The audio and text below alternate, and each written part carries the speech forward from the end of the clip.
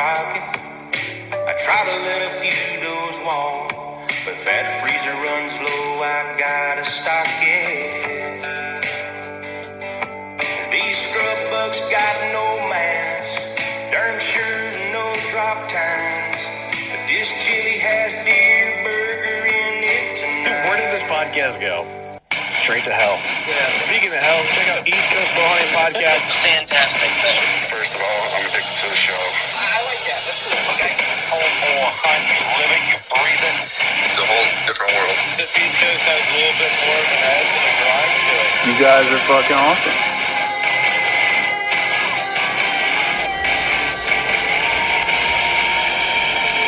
I want to feel like I'm just hanging with the boys. But I actually saw Jesus. Boy, we're in an hour. I just want to get the realest people possible in the industry. You know, if you're not pissing people off, you're not doing it right. Welcome back to yet another episode with the East Coast Bowhunting Podcast. We're joined today with Jessica Taylor Byers from Follow Her Arrow. We're here still at the Harrisburg Great American Outdoor Show, and it is live. You look around, everything's popping, and I just can't get enough of the views. We got horn everywhere, some BMWs right in front of us right now. Got a pretty young lady doing the deed in the hunting industry to my left. I got this stud of, okay, he's a bit ugly, but he's a stud. Thanks, Trev to my right.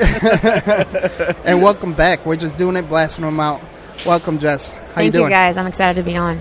Thank you. Thanks for coming on. I know you're jam-packed. You're over there at the Mountain Ops booth. Yeah, we've been slammed. It's our first time on the East Coast. I say we. I'm an ambassador for them, and I don't work directly for them, but it's our first time here, and I'm extremely impressed with the brand awareness. We've been killing it. So nice. It's always fun to, see them fly off the shelf like that. I feel like you're doing a good job. I got a pretty good sales pitch, though. Oh, yeah? What is that? Let's hear it. Here, sell me on it. Sell me on it. I never used Mountain Ops. I tried it. It's actually pretty tasty, but sell me on it. I want to be sold. Okay, so do you drink any kind of energy drinks or caffeine of any kind? Other than beer, other than your beer that's sitting next to you. Oh, what do you think? What do you think about it? It's actually really, really good. Yeah, which one you got there? What do we have? Shebeen Brewing. Shebeen Brewing. Yep, this is a India Pale Ale brewed with lactose. Nice. The slumber party. I'm distracted by this really loud and obnoxious label, but I like it. I'm digging it. I'm digging the seals. Slumber cool. Party. Yeah, we'll crack one. Shebeen. So today's episode is brought to you by Shebeen Brewing, 100 Demons, Trev Zeros, Ethics Archery, powered and driven by Scranton Power Sports, Northeaster Game Calls, Wild Edge Inc., and of course the hunting brand in the industry, Working Class Bowhunter. So, Jessica Byers, let's cut into it. Who are you? Where are you from? And where can we find you? Who am I? I would say I'm an almost exclusive bow hunter from Central Texas. Hell yeah. Born and raised. I still live in that area now. Although you probably wouldn't know that by my platforms because I'm constantly on the road. I'm traveling all over the world, getting to bow hunt some of the most beautiful country ever. What were the questions you asked me? Who are you? Where are you from? And where can we find you on social media or your blogs or anything like that? So I always point everybody to followherarrow.com. That'll kind of push you to every other platform that I'm on. But I would say my biggest presence is on Instagram. There's Facebook, Twitter, and a little bit of Snapchat, all at Follow Her Arrow. Nice. Yeah. Nice. So what's your main mission right now? I want to kind of jump ahead a little bit and then retract. Right now, presently, what's your main mission in the hunting industry? I mean, I would say my mission hasn't changed since day one. So I started in August 2015. Gosh, so 3.5 years ago. I just noticed this need for a platform geared towards women, and it's blown up now. I feel like there's a lot of different resources now. It's wonderful. It's great to see it growing. But back, I've hunted my whole life, and when I was introduced to bow hunting through my husband, I was super nervous. Like, I had wanted to learn archery for a really long time, and I was way, way, way too intimidated to go into an archery shop with a bunch of men. There was never women behind the counter. Right, it's a bit daunting, Do what? It could be a bit daunting. Very. And that's coming from someone who has hunted. So it wasn't like I had never hunted walking in. Archery is just intimidating, and It's a different kind of challenge, and I didn't have the confidence to walk in there.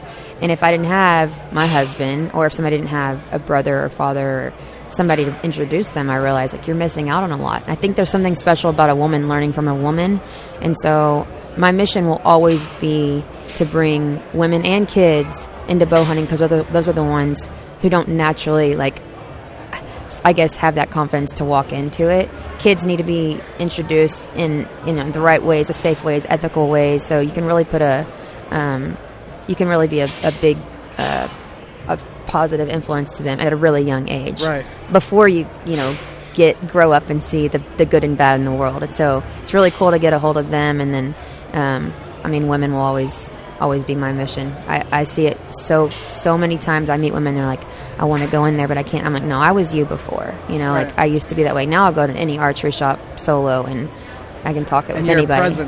Presence to be known.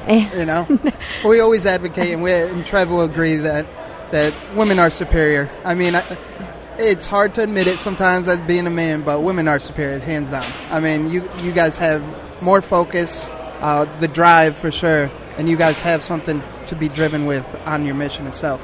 So it's pretty cool. It's an awesome dynamic to be that role model, especially in this hunting industry, because not only is the conservation numbers, as far as conservation is numbers declining, we also want to improve that, and I think the best way to approach it is through kids and women, so this way they could be the role model for the hunting industry, and make it more open, more acceptable, I feel. I think like as like growing up and stuff with like the hunting clubs and stuff like that in the local towns, is that there was no women allowed in the clubs. They were not allowed to go hunting there, and a lot of that has changed because of people like yourself just driving that industry to get the women more involved in the industry. That's so bizarre to me, because I've heard that. I've actually get messages frequently from women that are like, I was in camp and so said, why is that girl coming to camp? I'm like, that never happened to me, and I don't know. And I was constantly one of the only girls in camp. I mean, that's a huge thing, especially back in the day. Like, it would be like unanimous vote, and they would just not allow women there. They weren't allowed there on hunting days, only on Sundays. I mean, there was a lot of those things that were like kind of like under the rug, that there was no women allowed to come to hunting camp or be on grounds hunting. And this, you're talking, these are hunting clubs, and, and they're just not allowed there on hunting days. They have like women's ladies' night or whatever. But now, like I said, like someone like yourself driving that industry to get the women more involved, that they're more involved. I mean, you have like Lydia, and which is she's from Wild Edge, and she's a big time woman hunter, and just kind of driving it too. And we actually had reach out from other supporters that were like, it's so great to have women that are hunting and I can relate to. And that's precisely our mission. We mainly focus on education, especially for new hunters, and also old hunters that kind of got away from it, and get them back in the field. But as well as getting the women population up, as well as children, so this way we can ensure the next generation.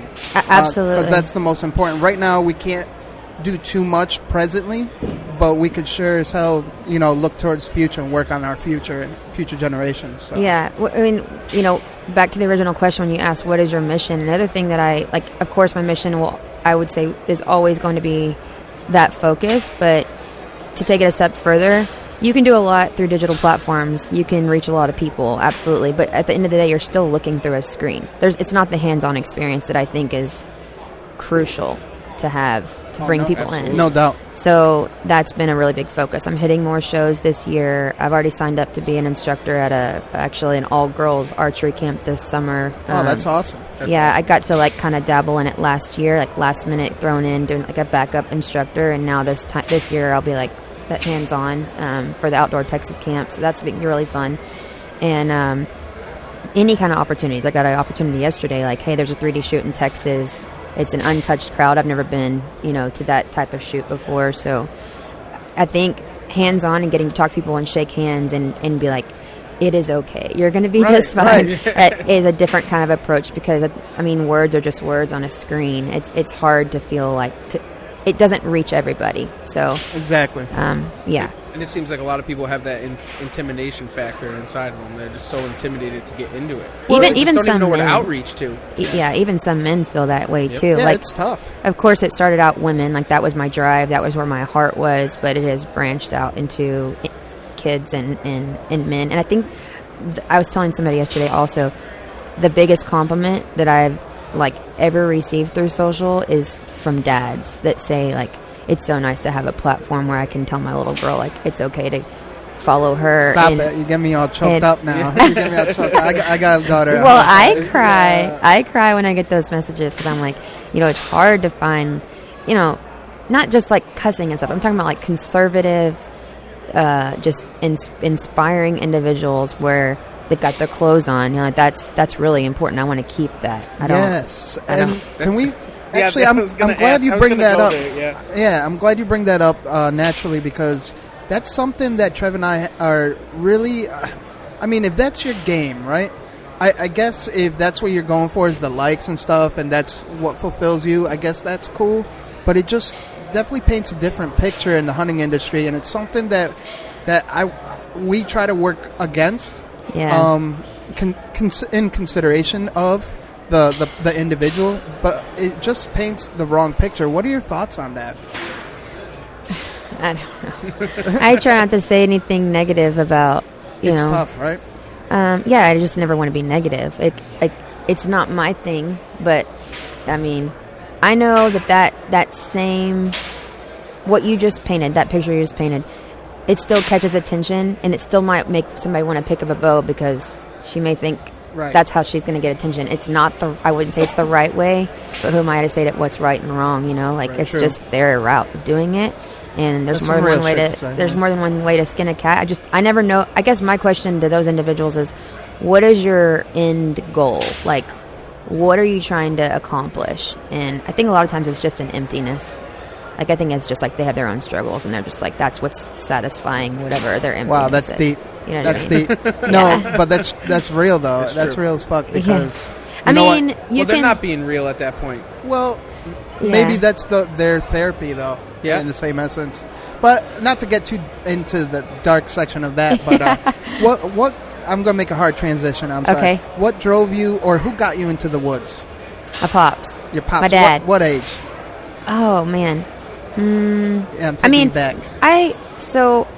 Because I get asked this question all the time. I can't put an age on it because I just remember being in the woods with him when I was younger. I wasn't behind the weapon, but I was with him. I can remember turkey hunts, deer hunts, all kinds of stuff. You were hunting, I just wasn't the one shooting. Yeah, exactly. And I didn't. He never pushed getting behind the weapon ever. He waited till I wanted to do that, and so. It wasn't until end of middle school that I told him I wanted to shoot something. Because I even went through a stage of Dad, why are you shooting Bambi? And so when I see kids doing oh, it's fine. They're going to be just fine. Don't think that they're, right. Somebody came by the booth yesterday and he's an animal lover. I'm I'm an animal lover too. And I used to cry about my dad. We love to eat them. Yeah. That's what Rihanna was but do you like to eat them? I'm Rihanna, bad thing to say. That's funny. She's just keeping it real. Right. So yeah, I was with him in the field way before, but I didn't get behind the weapon until I was probably in the 8th grade. And at that point, he's well, we got to start target practicing. So he really walked me through the right way to do it, taught me proper management. Management's real big down in Texas. Again, it's not a right or wrong way. If you shoot the smallest thing walks out, that's fine. If it's for meat, whatever, it's your thing. I'm never going to divide people like that. But for me, and what I'm passionate about is growing big deer and good management down south. And so he kind of introduced me to all that and went about it the right way. I'm very proud of how he introduced me. It was not a push. They fired up a motorcycle. Yeah, we got the BMW fired up. Okay, there we go. Thank you for shutting that down, BMW. Throwing in an advertisement. Yeah. Let's make them mention us. They lucked out this time. Well, they allowed us to use their power supply, so I'm not complaining. Yeah. Oh, okay. Yeah, that is theirs. I guess you could say I'm a smooth talker. Yeah. Getting stuff done, anyways. So, going back to that's really cool that your father did it. I love his approach, though, because this is something that me personally, and I'm sure a lot of other fathers out there can relate, is how do you get your daughter into the woods? Because my son's gung-ho.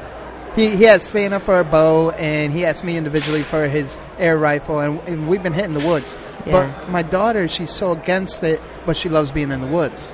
And I love that approach that he just brought you to the hunts and didn't push anything until you asked. Yeah. So don't make it about the kill. Don't make it about pulling the trigger. If they don't even want to shoot a gun, don't make them shoot a gun. And I say the same thing when I'm being an archery instructor, introducing someone to a bow. I'm like, listen, you don't ever have to hunt, but you can pick up a bow and you can learn a lot from that.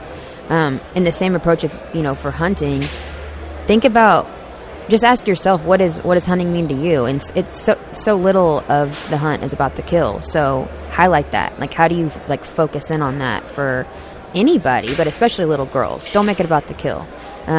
So make it fun. Like, I know my dad. So I have a little sister. My dad decided to have a kid when he was 59 years old. So God bless him. I know. I was the youngest. I'm 29 and she's 5. So he started completely over, and it's so cool to watch how he is with her. He wasn't available a lot when I was younger because he was trying to make a living, and it was just different. Now he's more established, and he spends a lot of time with her out on the property, and they go on these, she calls it adventuring. And that's cute. That's cute. Or exploring. Yeah, me and Dad went exploring today, and I'm like, what would y'all find? She said, well, we saw coyote poop, and I'm like, oh, that's not good. And I'm like, and she said, I found all these rocks. Like, she has like a fetish with rocks, so she brings me the different kinds and talks about them. She said we saw a waterfall.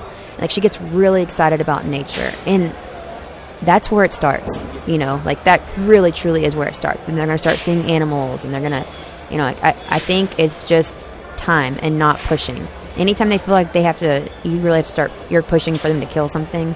It's game over. That's the true woodsmanship of it, and the tradition and stuff like that. I mean, myself, that's what we were talking about that on the ride up here, that my father was around to do those things and teach me from the beginning, exactly what it was all about. Looking at scat, looking at sign, looking at animals. I mean, I remember going to football practice when I was a kid, and we'd go up to the local field where all the deer would come out, and we'd just sit there and watch them.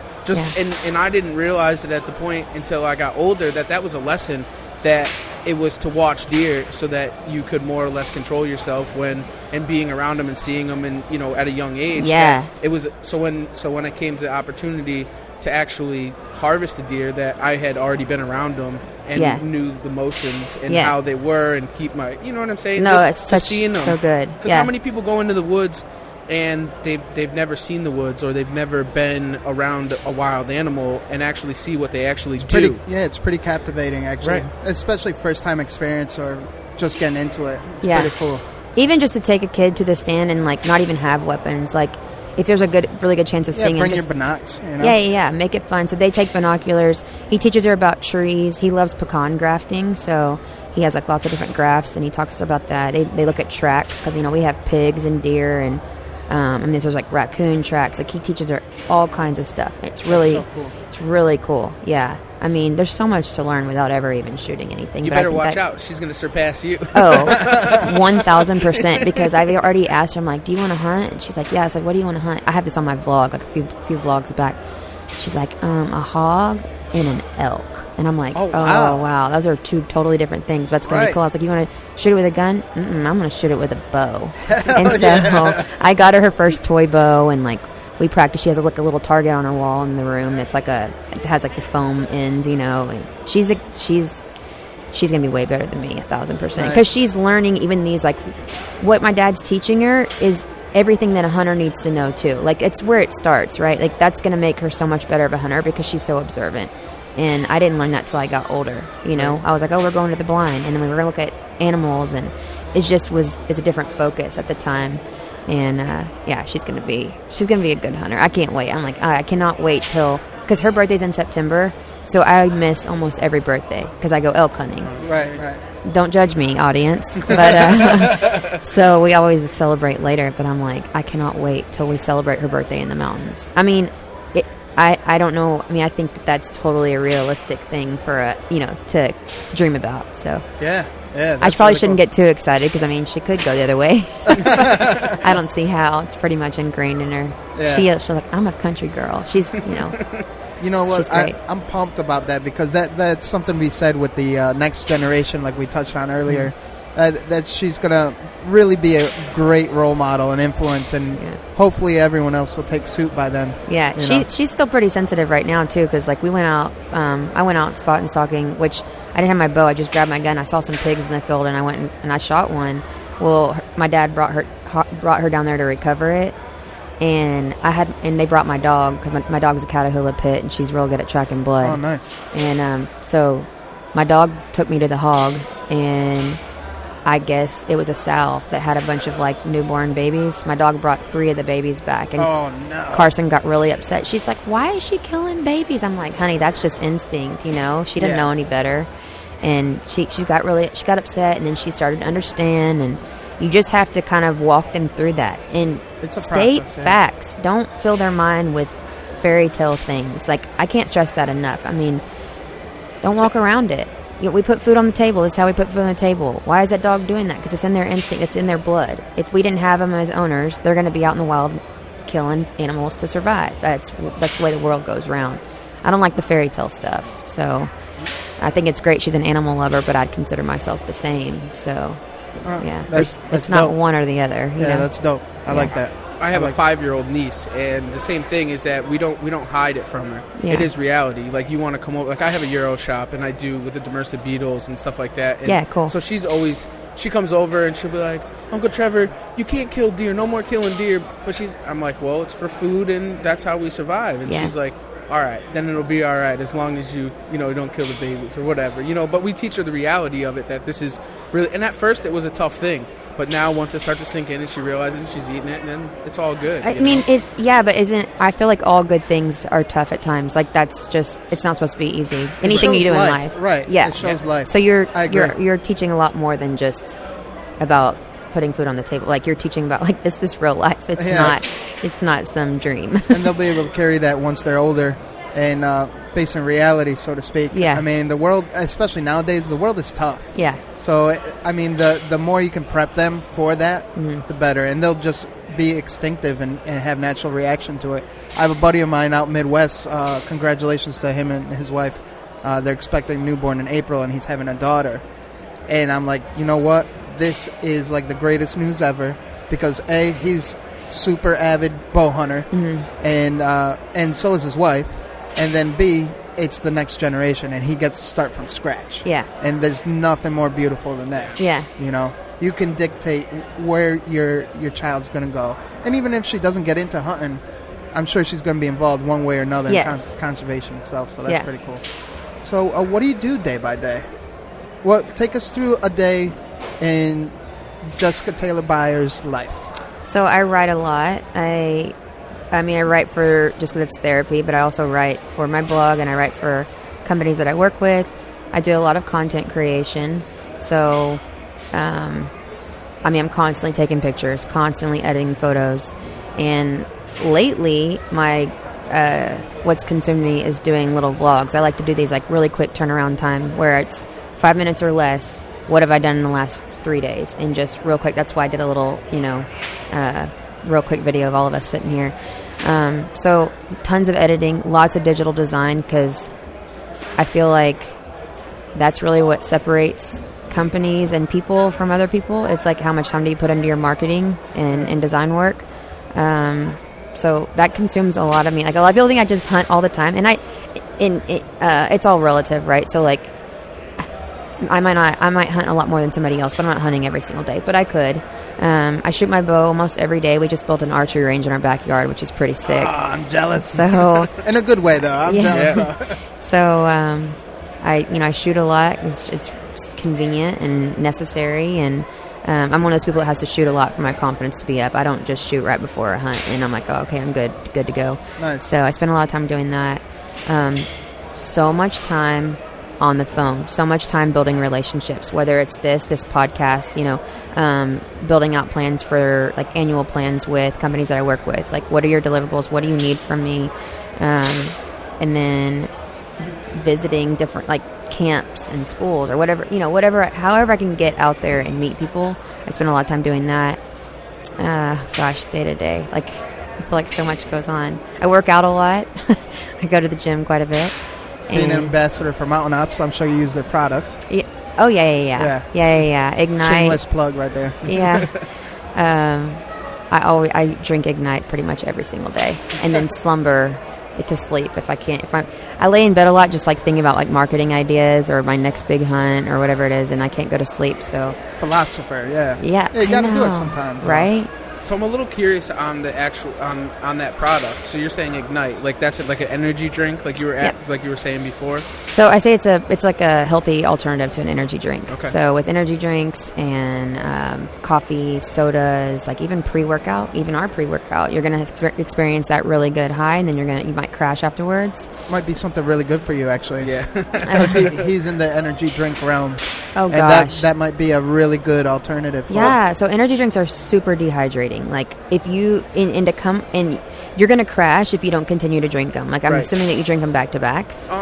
Not normally. I mean, when in the heart of fishing season, and I'm out all the time fishing. Yeah. I have to, because I mean it's just long days, and then I fish personally at night, and a then I commercial don't fisherman, sleep, and then so it just goes day, all the time.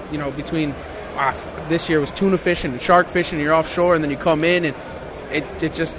I need it. You know what I'm saying? No, I mean, I get it. I mean, it's a lot of people. And to continue that energy, it's like this vicious cycle of like, I got to get another one. So I see it. We've talked to so many people. The record is a guy that drinks, I think he said 6 Monsters a day. Wow. Holy. I have a couple of buddies that are like that with amps and stuff. 5, 6, 7 a That's day. asking crazy. for a heart attack. Yeah. So you're putting your body through this up and down, up and down, up and down. And so with Ignite, it has nitric oxide in it. So it's like a slow, steady release over time. It's a sustained energy.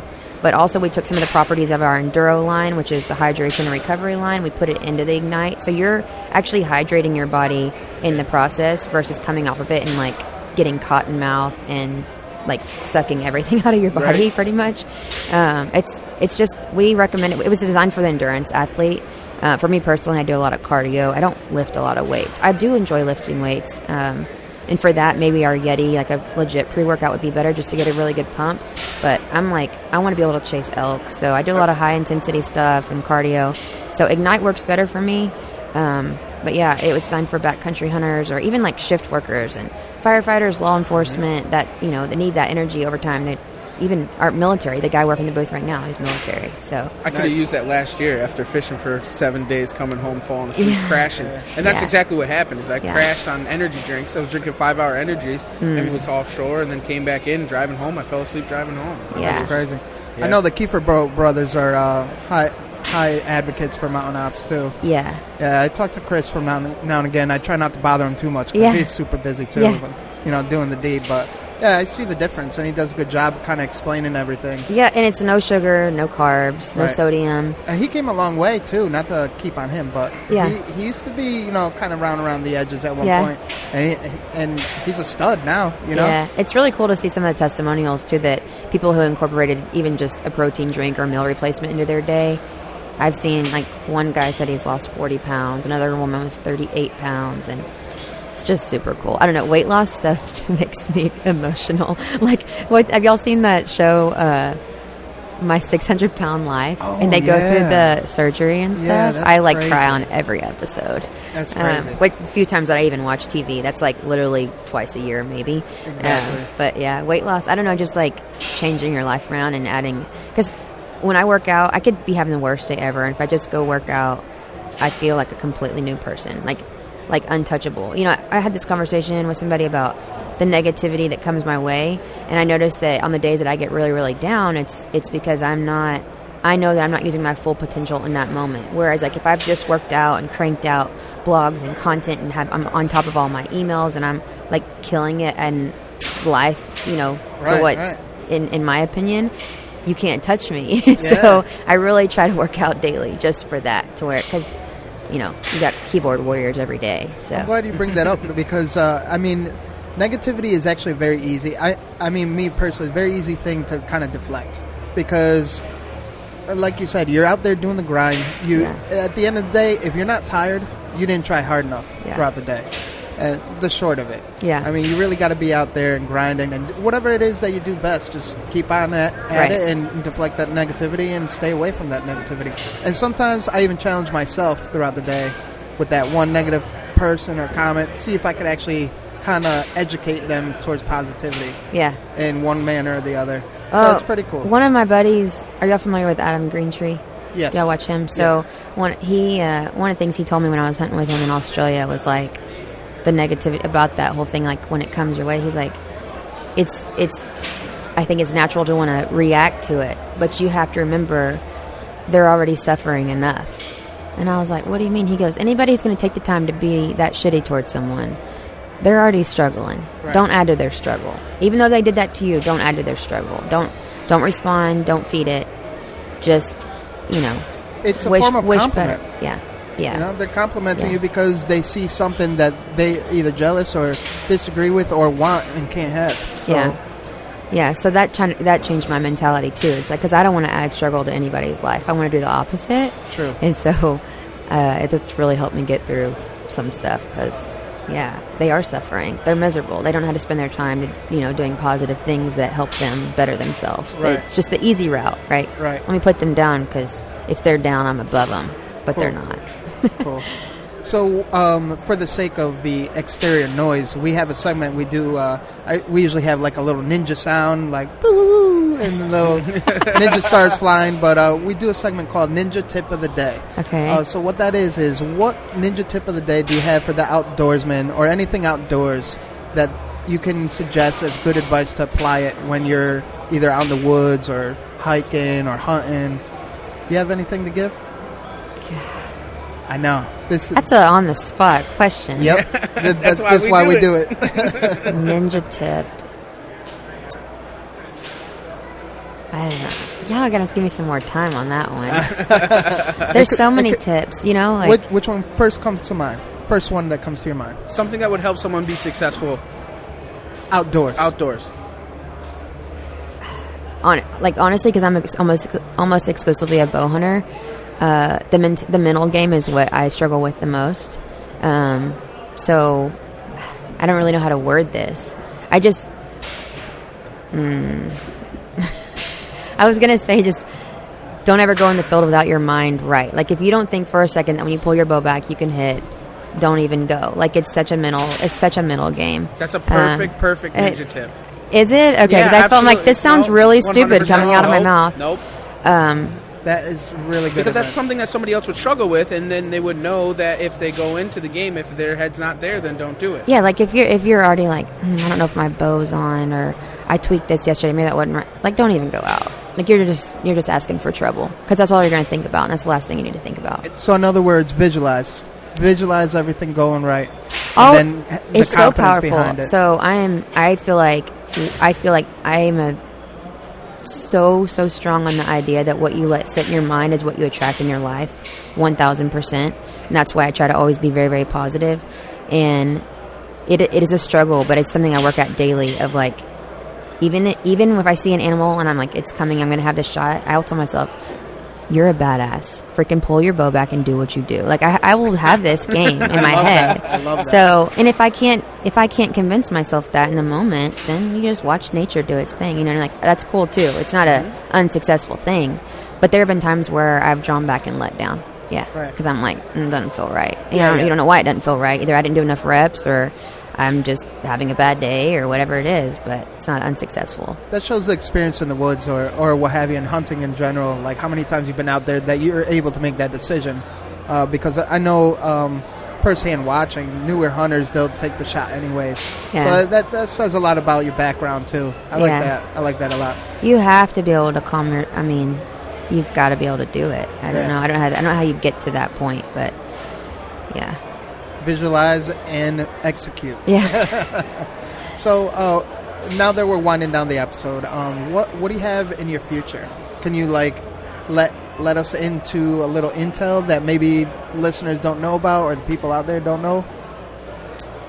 Got anything planned for the near future? I don't think I can talk about this yet.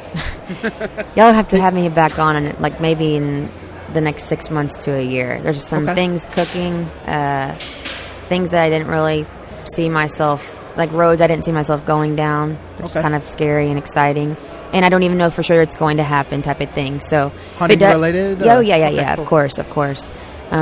Let's just say I've never had a dream of being on TV. Okay, and I've actually been on a couple of shows, and I'm like, it's cool. It's great to be a guest, but never had a dream of having a show.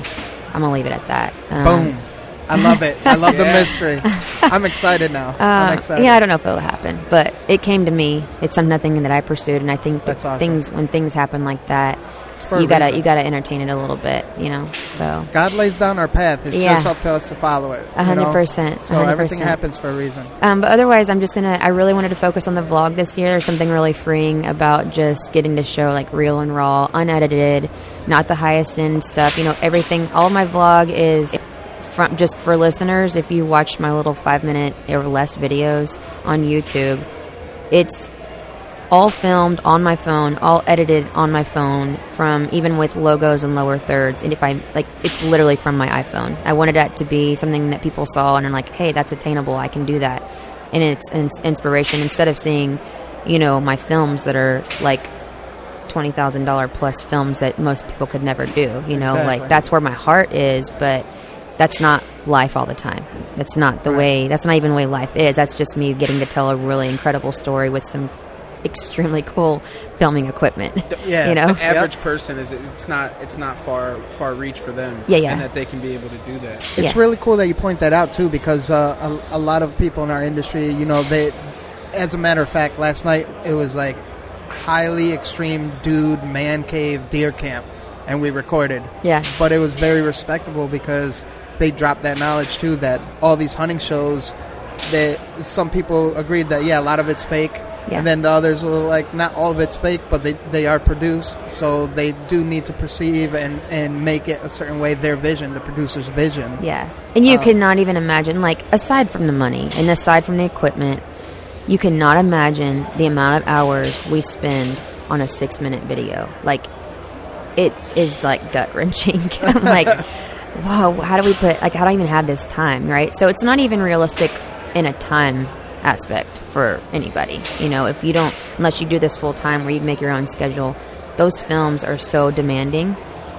So vlogging is like, so it's just easy. It's like, when you're talking on your social media or on your feed and stuff, or if you take a selfie, like, it's literally no different than that. It's just with a little bit more effort, So, and I think short and sweet I think that short and sweet structure of 5 minutes or less, because I'm not going to go spend 20 minutes watching a film. It's just not going to happen.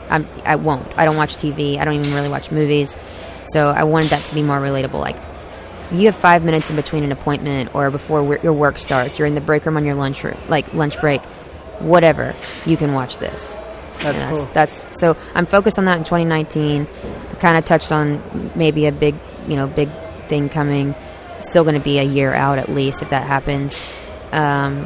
Otherwise, I'm trying to hit up as many total archery challenges as I can this summer to just connect with people and get my confidence really, really high before my season. I'm, still trying to break my stretch of not getting an elk. I think this is going on year 5. Well, I have got an elk, but it's been several years since I've got one. I want to change that. So a lot That's of what whitetail's for. Yeah. Keep that confidence up. Dude, not even that. That's what going duck hunting and turkey hunting for. Whoa, amen to that. Amen.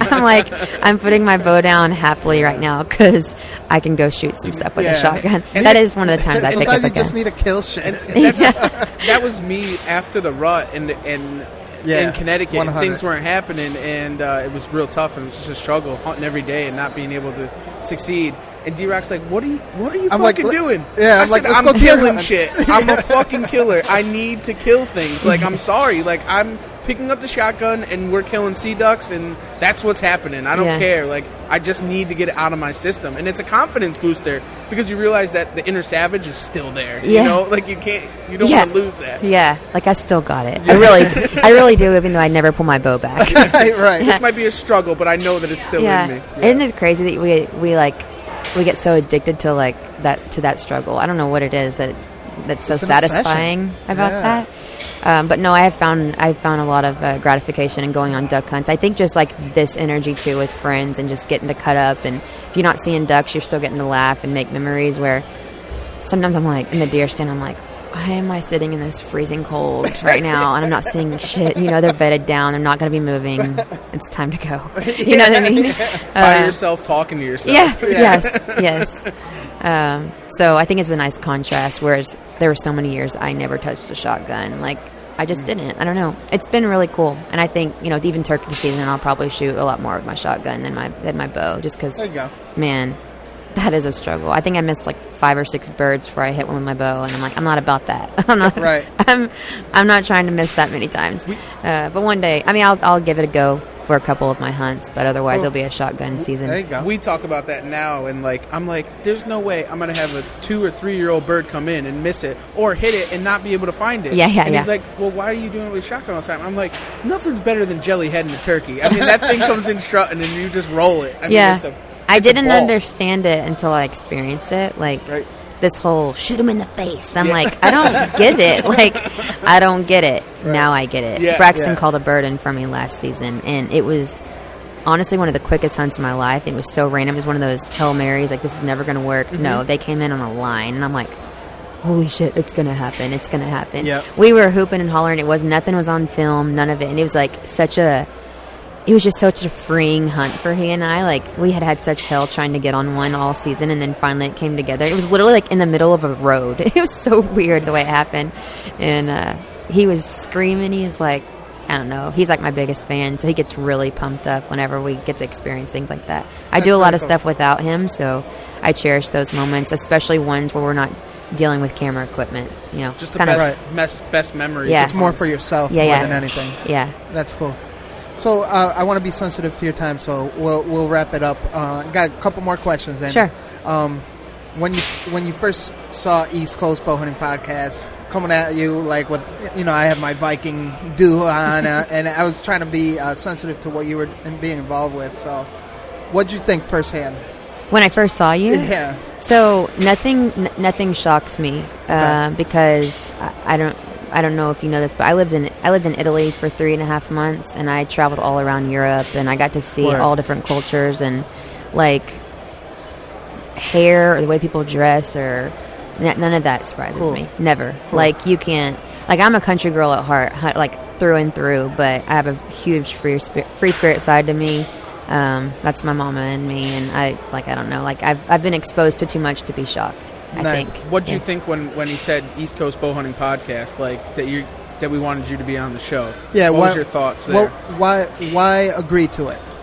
Why say yes? I get to shake another hand and talk about hunting. Like, I don't know. There's. It's really simple. Like, it's cool. That simple. I think. I always tell my friends, like, I'm never that girl that shows up to parties or Christmas with a gift, but time is my gift, and so if I can do anything, I can give you time. Awesome. Awesome. So let's end it with our last segment, Trev. Yeah. Oh yeah. You'll like this one. I can not stick them in my hand this time.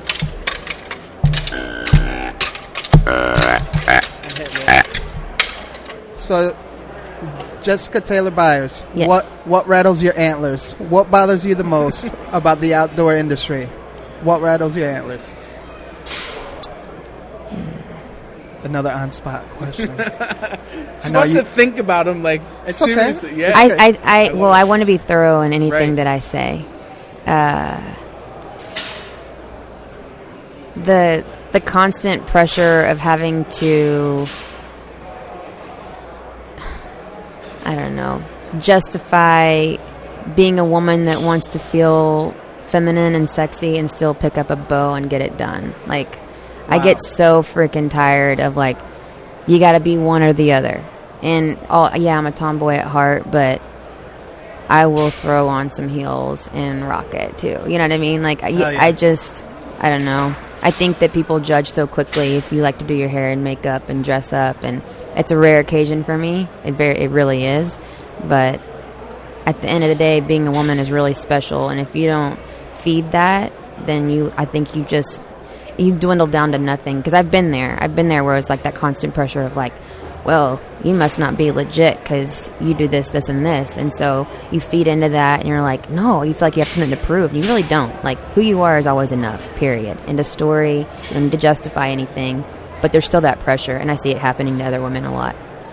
That's a really good one. Yeah. We appreciate that, because I'm sure that's going to go a long way, especially to the women audience, and as well as the male influence to just educate them. They need to be a little more sensitive and aware, most of all. Yeah. Awareness for sure. is key. Yeah. So that's cool.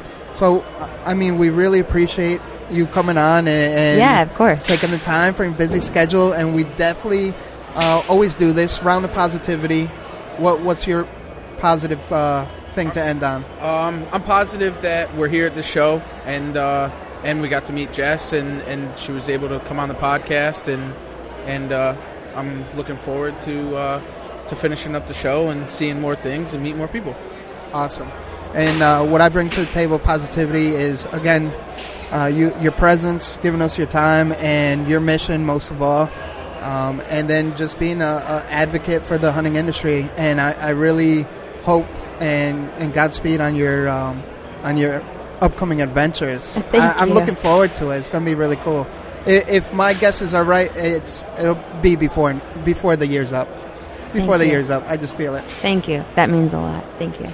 You want to kick us off on a positive one? Yeah. Yeah, sure, always. I just wanted to thank you guys actually for taking time and coming to me to the booth. I mean, you're giving me one more platform to reach people, and I don't want to say tell my story because it's really not about me, but I know that I don't know anything about your guys' podcast, but I know that I don't touch a lot of the East Coast because I do focus on Western hunting and Texas hunting, and so I'm very grateful for that. I think I'm going to reach a lot more people that way, and no doubt. Thanks to y'all. No doubt. That's why we're here. It's our pleasure. It really is. Thank you. Absolutely. And there is a lot of women followers that we have, or that that's starting to reach out more and more. So I think it's a great thing, especially to have you, and that you can reach out to these people and definally tell them. And you give them a platform to relate to. Yeah. Just trying to be real, just like you. Just being real. Keeping it with real. your blog and just telling it how it is. Yeah. Cool. So on that note, I mean, Trev, stay stepping. Stay slaying.